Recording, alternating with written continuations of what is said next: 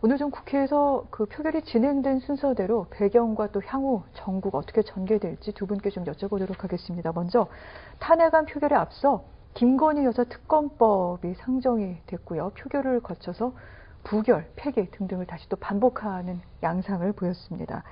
사실 그 야당 입장에서 이 국민의힘 의원들을 본회의에 참석시키기 위해서 이 법안의 표결을 먼저 진행했는데, 그렇다면 지금 국민의힘 의원들이 다 빠져나간 상황에서 아무래도 전략이 좀 실패한 것인지 어떻게 봐야 될지 이 부분은 교수님께 좀 먼저 여쭤볼까요? 일단 뭐 김건희 여사에 대한 특검법안은 원래 10일 날 처리하기로 됐었거든요. 근데 오늘 아무래도 이제 대통령 탄핵안을 처리하는 과정에서 약간 지렛대로 한 거거든요. 근데 아마 국민의힘에서 볼 때는 대통령에 대한 탄핵이 반대가 되면 결국은 김건희 여사에 대한 탄핵도 그 특검도 결국은 한 세트로 부결될 가능성이 높았거든요. 근데 저는 이 부분에 있어서는 저는 지금 오늘 보면 김건희 여사에 대한 특검 법안은 지난 두 번째 폐기될 때 그때 4표 이탈표가 있었거든요. 오늘은 6표 이탈이 있었습니다. 그것은 그 민주당의 특검 법안이 조금 이제 수정됐기 때문이거든요. 그것은 대법원장 추천이라는 제3자 추천 내용이 들어왔기 때문이거든요. 다만 여전히 대법원장이 추천하더라도 네. 민주당에서 취사 선택을 한다는 그 조항, 그 유연적 조항 때문에 오늘 부결이 됐는데 아마 다음 4번째 아마 또 김건희 여사에 대한 특검안을 발의를 할 텐데 그때 아마 그 유연적인 조항이라는 부분을 조금 뭐 수정을 한다거나 또는 수정을 한다면 네. 아마 그 부분에 대한 통과 가능성이 또 높아지지 않을까. 어차피 저는 특검 법안이든 대통령 탄핵 법안이든 민주당의 어떤 이거는 시한이라고 보이거든요. 네. 민주당에서 뭐 지금 당장 추진하든 아니면 천천히 두 번째, 세 번째 추진하든 어쨌든 민주당에서 전적으로 칼자를 쥐고 있는 법안이기 때문에 아마 거기에 따라 달라지지 않을까 이렇게 보입니다. 결국 동력은 민주당으로 넘어갈 것이다 이렇게 말씀을 해주셨고요. 일단 오늘 국회 본회의가 개의했을 때 300명 전원이 본회의장에 들어왔고요. 투표에도 이 김건희 여사 특검법에도 참여를 했습니다. 야당 입장에선 이 부분은 성공한 게 아닐까요? 예, 일단은 지금 표의 흐름을 봤을 때 지난번 표결에서 이탈표가 4표 나온 것으로 여당에서 네. 추정이 됩니다.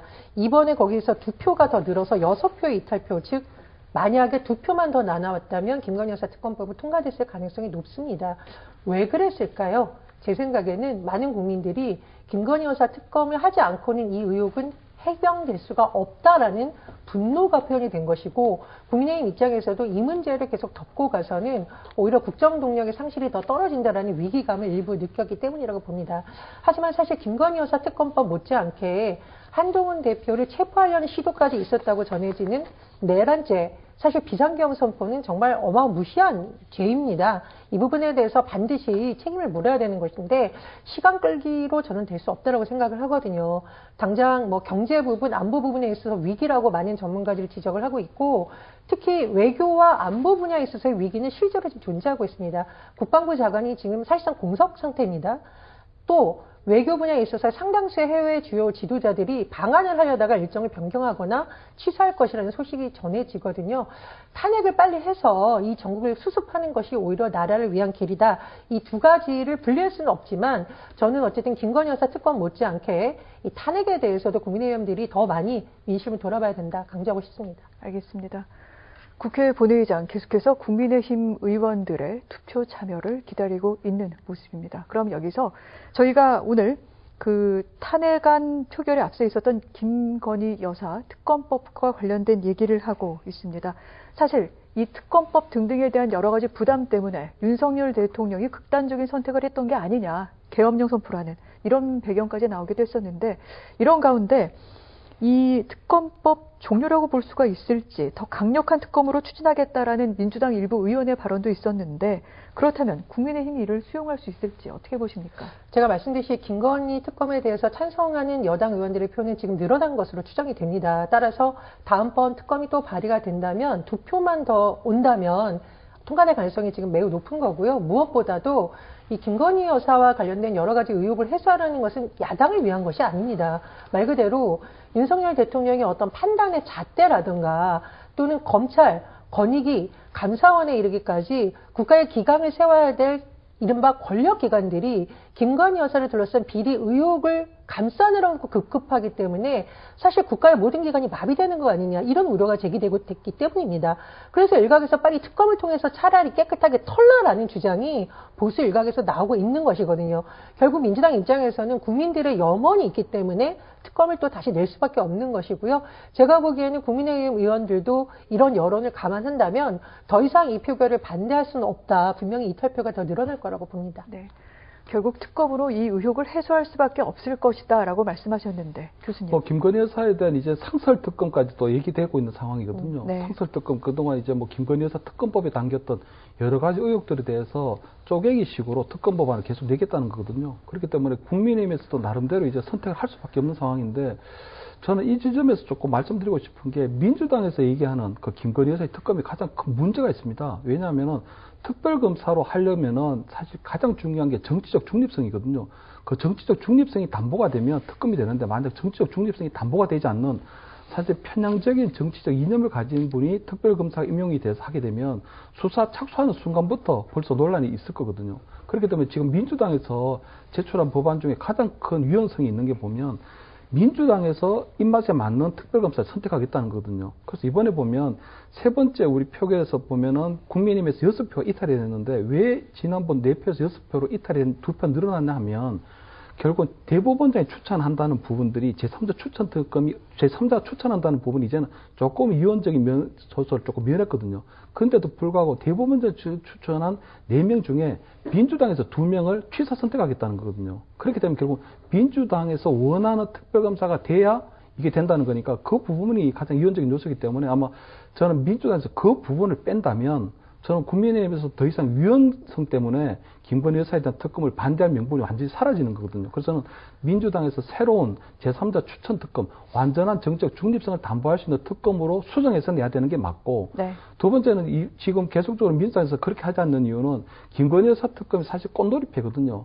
지금 당장 김건희 여사에 대한 특검이 수용이 돼서 수사를 해도 좋고 아니면 김건희 여사에 대한 특검이 계속 반대되면 김건희 여사에 대한 계속적인 부정적인 여론이 외신에서 다루는 것처럼 결국은 윤석열 대통령이 국정운영에 큰 부담을 주고 있는 것도 사실이거든요. 그렇게 되면 결국 어느 정도 김건희 여사에 대한 그 이슈가 계속적으로 윤석열 정부에 대한 부정적 평가를 미치기 때문에 민주당에서는 전혀 손해볼 게 없는 그런 부분이 있는 거거든요. 그렇기 때문에 저는 민주당에서 그런 정치적 어떤 목적성이 아니라면 제대로 된 김건희 여사에 대한 특검을 발의하는 게 맞다. 그래서 위헌적인 요소를 최대한 배제한 그런 법안을 내면 국민의힘에서도 이제 4번째 김건희 여사에 대한 특검을 거부하기에는 좀 쉽지 않지 않을까 이렇게 보입니다. 그렇군요.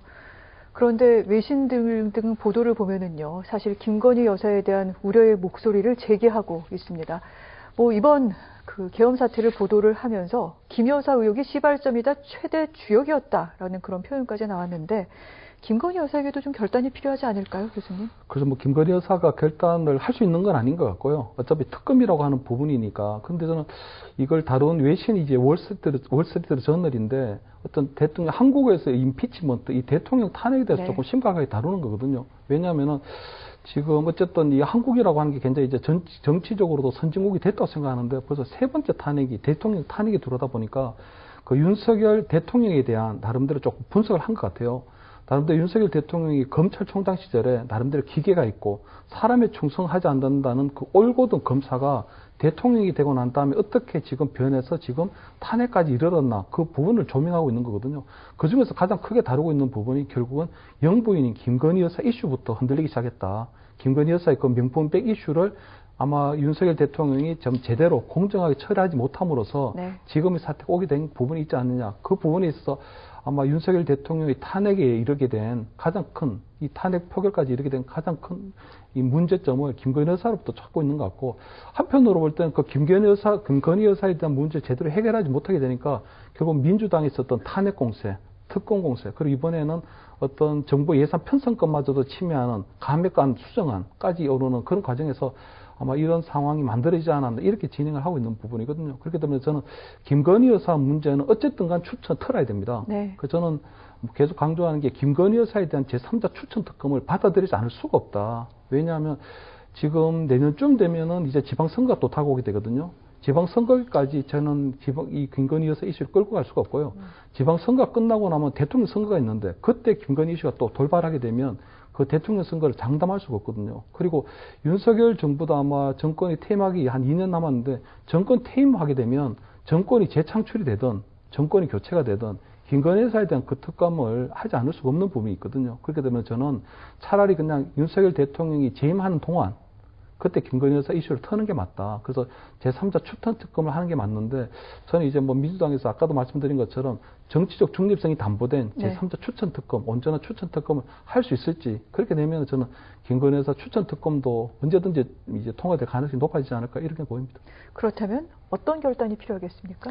예, 일단은 이런 말이 있습니다. 윤석열 대통령을 설득할 수 있는 사람은 김건희 여사밖에 없다. 그러니까 대다수 지금 칼럼을 통해서 나오고 있는 건데 사실 이번 계엄 전후 상황만 봐도 윤석열 대통령이 집권 여당의 대표인 한동훈 대표의 말도 안 듣고 한덕수 총리의 말도 안 듣고 상당수의 국무위원과 참모들의 어떤 요청에도 뜻을 굽히지 않는 것으로 알려져 있습니다. 따라서 윤석열 대통령을 설득할 수 있는 사람은 누구인가? 김건희 여사밖에 없다는 말이 나오고 있는 거거든요. 그래서 제가 보기에 김건희 여사가 만약에 정말 설득을 할 수 있다면 윤석열 대통령에게 조기 퇴진을 함께 하자 이렇게 하는 것이 정말 나라를 위한 길이라고 생각을 하고요. 그리고 본인을 둘러싼 의혹은 사과를 하거나 이런다고 해서 해결될 수 있는 수준을 이미 넘어섰다고 봅니다. 도이치모터스 주가 조작 의혹이라던가 명품백 수수 의혹은 범죄 수준으로 이미 넘어간 문제이지 또 사과로 넘어갈 문제는 아닙니다. 그래서 이 부분은 또 수사로 해결돼야 되는 문제다 이렇게 생각이 듭니다. 알겠습니다.